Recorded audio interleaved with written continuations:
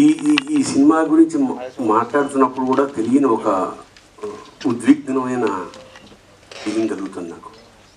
ఆయన అశ్విన్, నేను భరణి, వెంట అశ్విని తర్వాత భరణి. గీతా ఆర్ట్స్ అల్లు రామలింగయ్య గారు గొప్ప కమ్యూనిస్ట్. గీతా ఆర్ట్స్ ఎందుకు పేరు పెట్టారో ఉత్తరోత్తర అల్లు అరవింద్ గారు వివరించారు. ఏదైనా గీతా సారాంశం ఏంటంటే మంచి కర్మకి మంచి ఫలితం తప్పకుండా లభిస్తుంది. వెరీ సింపుల్, అంతకన్నా ఏంటి. అలాగే వేటూరి మహానుభావుడు ఏనాడైతే అరవింద్ గారి గురించి ఒక్క లైన్ చెప్పాడు, అది జీవితాంతం మర్చిపోలేను. నిజంగా లక్షలు ఇవ్వచ్చు ఆ పదానికి. ఏమిటంటే అల్లు అరవింద్ని సంధి చేసి అల్లరి విందు అన్నారు. ఆయన ఎక్కడున్నా సరే మామూలు సరదాగా ఉండడానికి, అల్లరి చేయడానికి, కాకపోతే విందులాంటి అల్లరి చేయడం నిజంగా thank you so much sir. Arvind గారిని చాలా తక్కువ సార్లు కలుస్తాను అని ప్రతిసారి ఓ మొమెంటరీ, ఓ జ్ఞాపకంగా మీకు మాత్రం ఖచ్చితంగా మా ఇద్దరి మధ్య అలా మిగిలిపోతుంది. అలాంటి అరవింద్ గారు నాకు ఫోన్ చేసి, ఇలాగా ఈ సినిమా అవుతుంది, దయచేసి ఖాళీగా ఉంటే మీరు ఒకసారి చూడండి. నేనే ఎందుకు చూడాలి సార్ అంటే, దాని గురించి మాట్లాడగలిగిన కొంచెం సాహితీ వ్యవసాయం చేస్తున్న వాళ్ళ అంటే ఆ లెక్కన జొన్నవితులు గారు కూడా ఉన్నారు కదా అన్న. నేను ఆయన కూడా పిలిచానండి అన్నాడు తమాషాగా. సరే, నిన్న కుటుంబ సమేతంగా మేము థియేటర్కి అల్లు అరవింద్ గారు ఏ అక్కడికే వెళ్ళి చూసాం sir. So it was not theatre sir, it was a temple yesterday. It was, I think the feeling is continuing. ఒక కూర్చున్న 5వ నిమిషానికి మేము లోపలికి వెళ్ళిపోయాం. ఈనాటి భక్త ప్రహ్లాద, ఎస్వి రంగారావు, నరసింహస్వామి, ఆ రోజారమణి, జీవము నీవే కదా అన్న పాట అక్కడ మొదలైపోయింది. నాకు అలా వస్తూనే ఉంది ఒక్కొక్క సీను.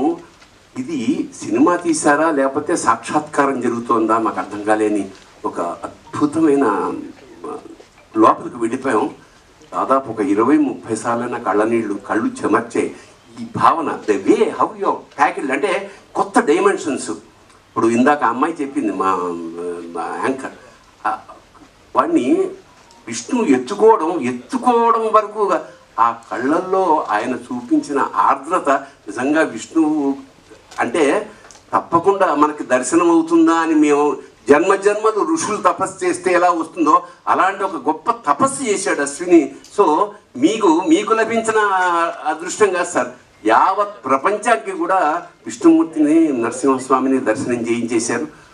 ఆ చివరి మూమెంట్ ఏదైతే ఉందో ఆ 20 నిమిషాలు, అంటే సభాముఖంగా మేము పిలవడానికి కూడా కారణం ఇది పూర్వజన్మల పుణ్యం. ఈ సినిమా చూడడం యోగం అన్నమాట. ఖచ్చితంగా ఒకసారి కాదు, ఎన్నిసార్లు మేము చూడాలో నాకే తెలియట్లేదు. ఎన్నిసార్లు చేసినా కొత్త ఎక్స్పీరియన్స్. ప్రతి క్షణాన్ని ఈ మధ్యకాలంలో ఎంజాయ్ చేసిన పరిపూర్ణమైన సినిమా ఇది.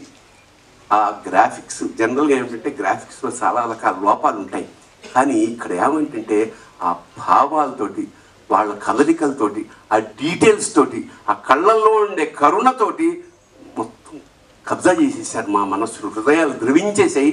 ఇంకా చివరికి ఇది మహావతారం ఎందుకని పెట్టారా, అవతారమే కదా అంటే నిజంగా అంత పెద్ద నారసింహుణ్ణి నా జీవితంలో చూశారు. కానీ స్క్రీన్ అంతా నిండిపోయి విశ్వరూప సందర్శనం ఏకకాలంలో ఎలా జరిగితే ఎలా ఒళ్ళు గగరు పుడుతుందో అలా ఒక ఉద్వేగానికి లోనైపోయాం. నిజంగా ఇది రసాత్మకం, కళాత్మకం. ఇంకోటంటే ఒక్క విషయం చెప్పాలి, ఇది తీసిన వాళ్ళు, చేసిన వాళ్ళు, రాసిన వాళ్ళు, తీసిన వాళ్ళు, చూసిన వాళ్ళు కూడా ధన్యులే.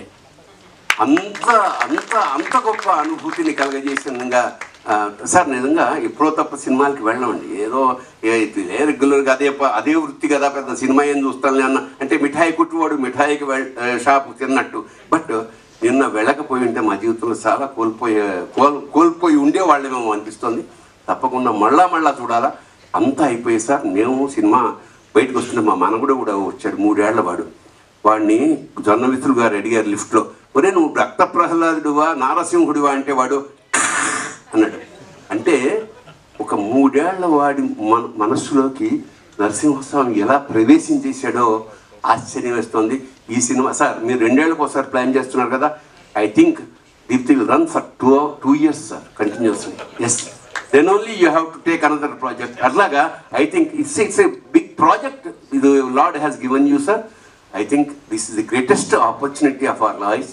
ఒక సినిమా ఒక కావ్యంలాగా, అలాగే సనాతన ధర్మాన్ని ఇంత అంటే ఎక్కువ ప్రచారం ఏమి అక్కర్లేదండి, ఒక్కసారి సినిమా చూస్తే అది గుండెల్లోపలికి వెళ్ళిపోయింది.